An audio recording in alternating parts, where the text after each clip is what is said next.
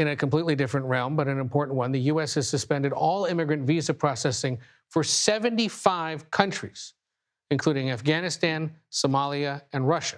The State Department says people from these countries would be a strain on American public resources. Camilo Montoya-Galvez follows all things immigration for CBS News, and he joins us now from New York. Camilo, good to see you. It's been a while. What does the Trump administration mean by straining public resources?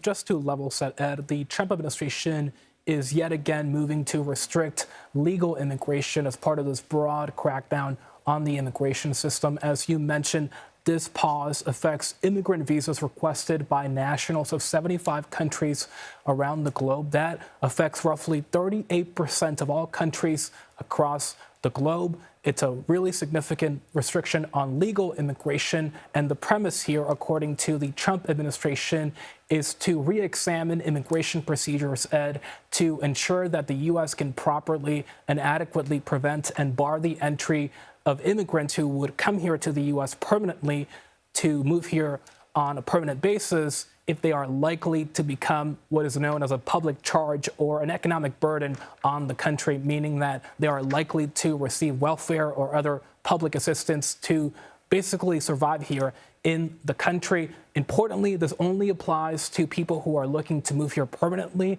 on immigrant visas after they are sponsored by American citizen relatives or employers. It does not apply to temporary visas requested by tourists, for example, or travelers on a short-term basis.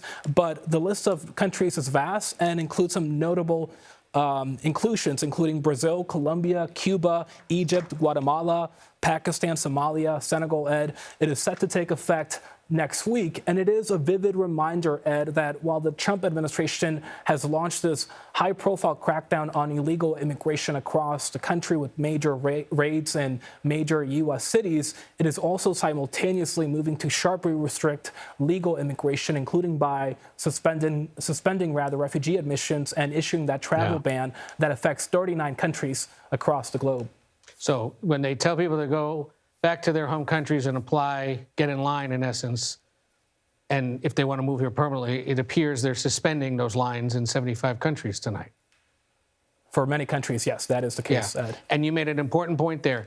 This does not apply to short-term visitors. So if you're coming for the World Cup later this year, or you want to come for the Olympics in 2028, you'd be able to apply for those short-term visas. It's if you want to move here permanently and you're sponsored by somebody, those lines are suspended. Unless your country is included in that so-called travel ban. Yeah. Correct. All right. Yeah. Camilo Montoya-Galvez out of New York for us tonight. Thank you, sir.